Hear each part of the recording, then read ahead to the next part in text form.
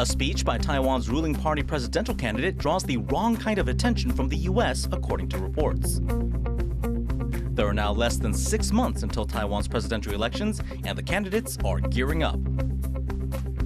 Why Taiwan's LGBTQ workers are struggling to come out in the workplace. Plus, the EU and Taiwan partner up to promote green theater productions.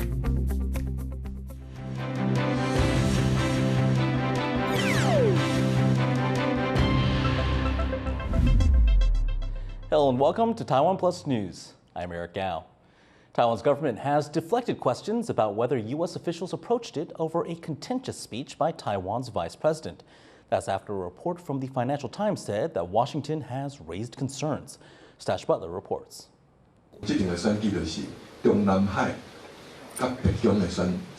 It's a short speech in a small town by Ching-te, Taiwan's ruling party presidential candidate, and it's become headline news, landing the frontrunner in hot water. Specifically for these words: when Taiwan's president can enter the White House, then the political goal we're pursuing will have been achieved. That's a statement with big implications for Taiwan's place in the world in relation to China, or the PRC, which claims Taiwan as part of its territory. It means that you've normalized relations with the United States. From the PRC's perspective, normalization is the same thing as independence or recognizing to China. All of those things are unacceptable to Beijing. The US maintains a delicate balance between its ties with China and with Taiwan. It backs Taiwan against a potential Chinese attack, but it also discourages Taiwan from declaring independence, something Washington has said time and time again. And we said that we oppose any unilateral changes to the status quo from either side. We've also said we do not support Taiwan independence, and that we expect cross-strait differences to be resolved by peaceful means. That's why, according to a report from the Financial Times, US officials contacted Taiwan about the remarks by Lai, who's currently vice president. It's a difficult moment for Lai's campaign ahead of January's election. It's frustrating from the Lai camp, I'm sure, because they've spent the last 6 months to a year really trying their best to convince not just Washington, D.C., but most of the world that Lai is in fact a pro-status quo presidential candidate, and that he is going to be essentially a Tsai Ing-wen 2.0 if elected president. Lai's campaign team and the foreign ministry have repeated a denial by a senior U.S. official in the article that the White House ever contacted Lai. 就如同这个报道本身所说的，美国的资深官员已经否认了他们跟赖副总统团队有任何的关切。 But the report comes at a sensitive time for Taiwan, the US and China as they attempt to defuse tensions over Taiwan and trade. VP Lai's statements complicate that effort a little bit on the White House's part. Lai himself is preparing for a high-profile transit through the US next month. If Washington really did contact Taiwan, he'll be under pressure to show the US he's capable of handling the subtleties of bilateral ties. Scott Huang and Stash Butler for TaiwanPlus. Meanwhile, the three main presidential candidates were out meeting, greeting, and campaigning this week. The past few days also saw new support poll results released for them. Harrell Hughes has the numbers. Taiwan's presidential election is less than 6 months away, and the candidates are ramping up their public appearances. On Wednesday, Taiwan's vice president and Democratic Progressive Party candidate Lai Ching-te met Abe Akio at the presidential office. She's the wife of Japan's late Prime Minister, Abe Shinzo, who was assassinated in October last year. 去参加告别时看到的照片，哇，是那么帅气，充满了笑容，也没有感觉到他已经不在了。 Lai emphasized his hope for stronger relations with Japan in the spirit of the country's late Prime Minister. A poll showing the levels of support for each presidential candidate was also released this week. It puts Lai in the lead with 38%. He's followed by Taiwan People's Party candidate Ko Wen-je, who was just over 28%, and Kuomintang candidate Ho Yo-ii coming in third at around 21%. But now there's been speculation of an alliance between the TPP and KMT, Taiwan's two main opposition parties. The TPP's Ke said the alliance could be made in the coming months. KMT candidate Ho Yo-ii responded. 柯文哲的声音我听到了，下架，无能，没有做又贪腐的民进党政府，这才是我们最重要的目标。Unifying non-DPP votes has been a challenge for the KMT. And with Ho's low polling numbers, many in his party have begun to question his potential candidacy. Billionaire and Foxconn founder Terry Gou is still waiting in the wings, hoping the KMT will consider him for the ticket. The KMT will hold its National Congress on July 23rd and will formally nominate a candidate then. Ho Yo-ii is still expected to be chosen. And with only half a year to the election, the question of whether the DPP can maintain their lead against an opposition alliance may soon be answered. Klein Wang and Harrell Hughes for TaiwanPlus. In business news, TSMC, the world's leading chip maker, saw a significant drop in profits for the second quarter of this year. That's amid continued low demand for consumer electronics. The company reported a 23.3% fall in profits, with net income for Q2 of $5.85 billion. That is still better than what some analysts had predicted. It's the company's first quarterly income drop since early 2019. But TSMC has said production of its upgraded 3nm chips is expected by the end of this year. Its 2nm chips are also still on track for mass production by 2025.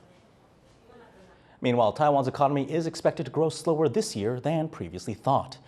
Government-funded think tank has lowered its GDP growth forecast for the country to 1.6%.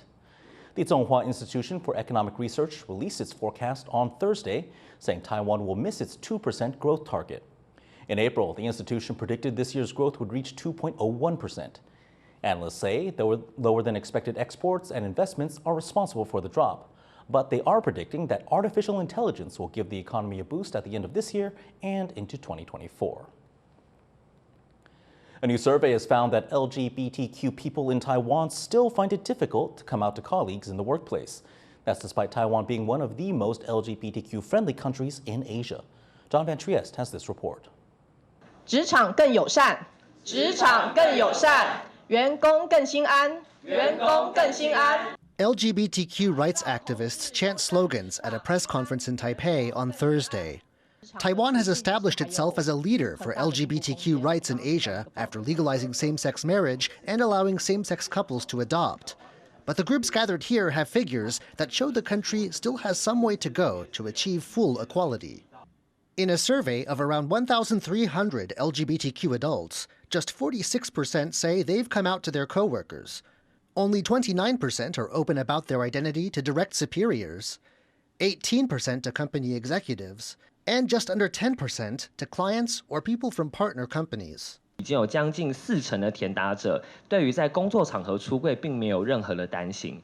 那些仍有担心的填答者呢，他们最大的担心呢，第一名也是在于说会影响职场的人际关系，占了41.6%。那再来的话，分别有影响工作升迁或职业发展，那也会担心遭到同事或主管刻意的刁难哦。 This is the third survey of its kind carried out by LGBTQ groups, Taiwan Equality Campaign, and the Taiwan Tongzhi Hotline Association since 2016. But while the number of people who hide their sexuality at work has dropped, these activists say Taiwan isn't yet where it ought to be. 那忧心的是什么？会不会台湾的这个权益推动已经进入一个停滞期？好，因为各位发现数据没有掉，可是也没有说有太大的一个提升。 These groups say the onus is on employers to make real changes in the workplace. That's why they're launching a limited-time program to certify workplaces that have inclusive policies. This means everything from sensitivity training to letting workers choose uniforms that match their gender identity.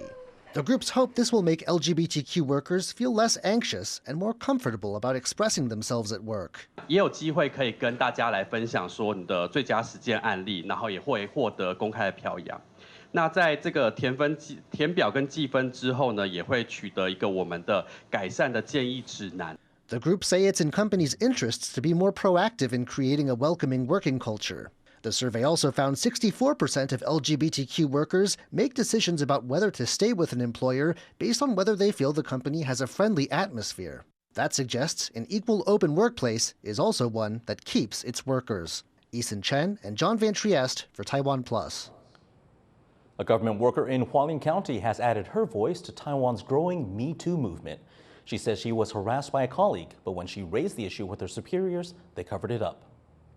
申诉后，消息助理就到处放话，说我去告啊！公务员于工作时遭受助理长期性骚扰，依法提出申诉，保护自身权益时，主管却在工作上刁难，利用权势打压。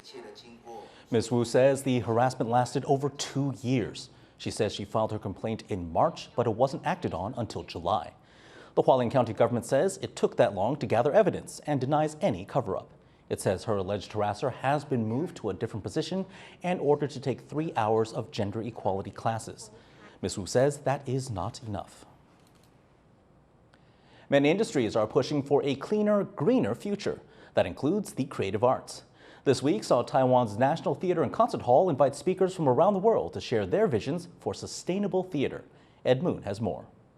This is Philip Jegorzewski, head of the European Economic and Trade Office here in Taiwan, and he's here to share how EU member states are making the performing arts more environmentally friendly. It's all part of the annual Sustainable Conference held by the National Theatre and Concert Hall in Taipei, and the hope is that the EU can help guide Taiwanese arts into a greener future. 对于台湾来说，我刚才提到的3个重点，允许发展中的文化面向，跨领域方法和在第参与者的赋权，十分重要。 Last year, Taiwan became the first Asian country to join the Sustainable Theatre Alliance for a Green Environmental Shift, which presents the idea of no travel tours for art pieces. Members of the alliance around the world perform the same play, and there's a strict limit on how much electricity can be used in the production. And that's a good thing, because each is solely powered by 2 bikes. For the people at the Taipei conference, the push for sustainability has a deeper purpose. 其实剧场在推永续这件事情，倒真的不是跟风，目的在于活下去啊，目的在于你能够把你自己的这个作品的命脉拉得更为长一些，你让更多人有机会看到。 Theatre and the arts have always reflected the social issues of the day, and there are few more pressing now than tackling global climate change. By greening up their act, theatre artists will once again look to spark conversations and a little bit of inspiration. Karma Xu, Yujing Huang, and Ed Moon for TaiwanPlus. Coming up, New Taipei City wants to grab its ownerless buffalo problem by the horns.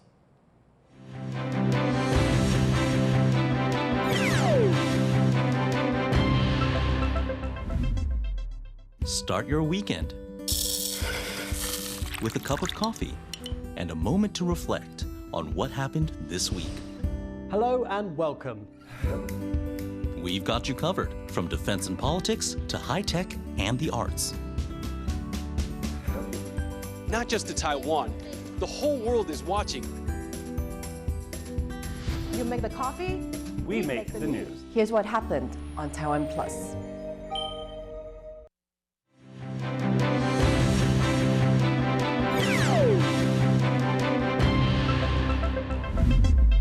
Welcome back. You're watching TaiwanPlus News. 5 people have been detained on suspicion of operating a Chinese spy network in northern Taiwan. Prosecutors say the group was led by a Diablo trainer surnamed Liu. They say Liu and his accomplices worked to recruit active duty military personnel with the help of retired soldiers and officers. Taipei District Prosecutor's Office and New Taipei Police took the suspects in for questioning on Thursday. They also conducted searches across 25 locations. The authorities acted after members of the armed forces reported being approached by the suspects. 国防部接获官兵检举以后，采取了损害管控作为，并且通报国安单位共同侦办。 A Chinese military-run hospital ship is in Kiribati for the first time, as Beijing tries to project power in the Pacific. China's defense ministry says the Peace Ark is on a week-long mission to give medical assistance and to meet Kiribati leaders. It will then visit 4 other Pacific nations. Kiribati broke off official relations with Taipei in favor of Beijing in 2019. Taipei still has diplomatic ties with 4 other Pacific Island nations, but China has been increasing its influence in the region. That's alarmed the U.S. and Australia, who worry their influence there may decline. For more on this, TaiwanPlus reporter Louise Watt spoke to Dr. Tess Noon Kane, project lead of the Pacific Hub at the Griffith Asia Institute in Brisbane.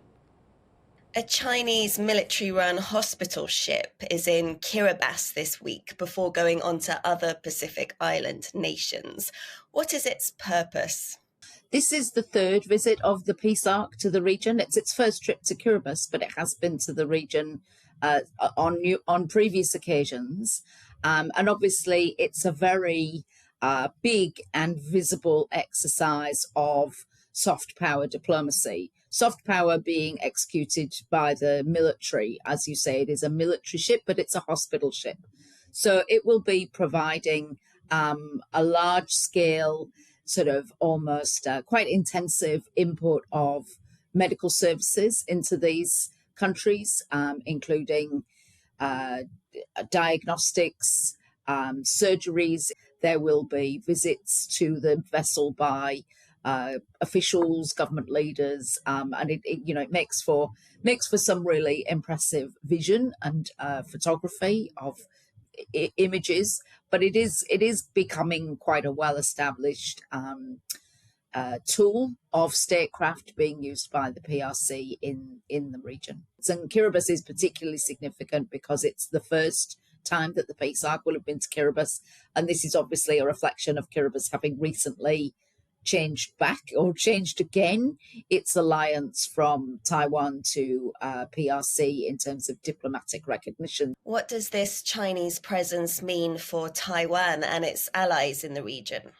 Well, Taiwan has relationships with 4 Pacific Island countries. It's not unknown for Taiwanese naval vessels to make shore calls or port calls to those countries. And Taiwan offers a range of resources and development assistance to its allies, including in the health sector. They do it in a different way. They do it by establishing a clinic or a centre. For some people, that is a preferable means of supporting health delivery in small countries. If a surgical procedure is done on the peace arc, doesn't necessarily mean there's sufficient aftercare. It's quite obvious when the peace arc docks that when the number of people that want access to those services, it certainly demonstrates that it is meeting a need, or certainly people perceive it as meeting a need. So there's possibly an opportunity for partners to think about how they can contribute to meeting those needs. That was Dr. Tess Newton-Kane from the Griffith Asia Institute in Brisbane, talking to our reporter Louise Watt. Where is China's foreign minister? Qin hasn't been seen in public since June, and it's leading to a lot of speculation, as Louise Watt reports. This is Qin, China's foreign minister and former ambassador to the United States. He hasn't been seen in public for weeks, leading to speculations over his whereabouts, especially as this is a busy time for Chinese diplomacy. When asked about the minister's absence, Qin was last seen in public on June the 25th, a week after meeting US Secretary of State Antony Blinken in Beijing. China's top diplomat, Wang Yi, who is the Communist Party's foreign policy chief, stood in for Qin at a meeting in Jakarta with foreign ministers from Southeast Asia.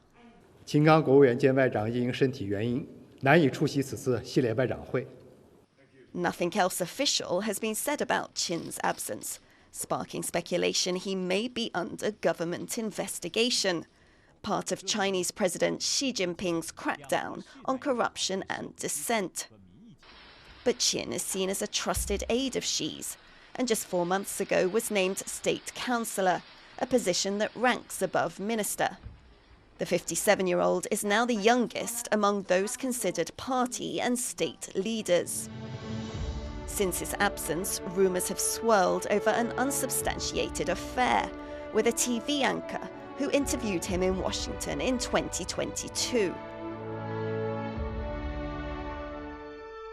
在紧张的工作之余啊，我会到这里，特别是在湖边来散步。 The presenter, Fu Xiaotian, has also now disappeared from view. But an affair in itself is not enough for a top Chinese official to lose his job. Observers say it's also possible that Qin has a serious case of COVID-19. Beijing has been trying to downplay the virus since the surge in cases after it ditched its zero COVID approach. Like other Chinese officials who disappeared from view, Qin could well turn up again soon, with no explanation for his absence. For now, the only thing certain is how little the rest of the world knows about what's going on within the walls of China's leadership compound. James Lin and Louise Watt for TaiwanPlus. Thailand's next prime minister will not come from the progressive Move Forward party, despite winning the popular vote in May. That's after the country's parliament blocked its leader, Peter Limjaroenrat, from becoming prime minister. Pitan was further suspended as a member of parliament by the Constitutional Court over an alleged breach of electoral rules. To discuss the situation in Thailand, Joyce Zun spoke with Tirasak Sirapan from Indo-Pacific advisory firm Bauer Group Asia. Obviously, many things happened at Parliament in Thailand on Wednesday, but in essence, the next prime minister won't be from the party that won the general elections where the people voted, and that was for Peter Limjaroenrat's Move Forward party. How often does that happen in Thailand? Well, if we look back in Thai political history, it is not unexpected. The establishment, if you may, have always held the power to shape the outcome. Move Forward Party have broke so many of the political trends and traditions of how political party in Thailand wins elections. We expected that Move Forward Party would win a lot of popular votes because they have the support of younger generations as well as more of the urban supporters. But we didn't anticipate that they will win votes, particularly out in the suburbs. But because they did, I think that scared a lot of people. And that is this the beginning of the new political trend in Thailand? Well, with Parliament voting to end Peter's bid for Prime Minister, it seems that it's not yet time for change in Thailand. What are you expecting in terms of public reaction? I think it created a lot of anger towards his supporters. We would expect a lot of protests on the streets as well as online. I don't think we would anticipate a political movement on street to the extent of 2010, where rape churches closing down Bangkok. Younger generations have a very different way of expressing their point of view. And another aspect is that Thai's security force have grown experience in protest control. How does Thailand's prolonged period without a leader impact the country, say in economics or in its relationship with other countries in the region? I think the Thai community, business, government have to a certain extent grown accustomed to this political turmoil. Thailand has a strong private sector that drives the economy. Tourism is backed in business. On ground, day-to-day is business per usual. But the longer it takes to the new government formations, the more eyes are on Thailand. You see the EU and other countries are really watching this really closely. I think US are particularly watching this very closely because you expect them to host the EPIC at the end of the year. I think they're very keen to see who will be Thailand representative on that, and whether it is from the democratically elected election or not. That was Joyce Zun speaking with Tirasak Sirapan, Managing Director of Indo-Pacific advisory firm Bauer Group Asia from Bangkok. The Asian water buffalo has been an iconic part of Taiwan's farmlands for as long as many people can remember. But what happens when these animals start popping up in places they don't belong? Bryn Thomas has the story. Holy cow. Believe it or not, this kind of scene is becoming more and more common in some parts of New Taipei City. Taiwan's iconic water buffalo have been chasing cyclists, digging holes in parklands, and generally causing a ruckus. And when they bump into people, they sometimes have a fight or flight response. Introduced to Taiwan in the 1600s, the animals were domesticated and used for farm work for centuries. Now, most found in Taiwan's parks are descended from abandoned animals released into the wild. They're known as ownerless buffalo. And while docile, they can become dangerous when threatened or in heat. It's gotten so bad that residents in the area are looking to Taiwan's Park Service for solutions.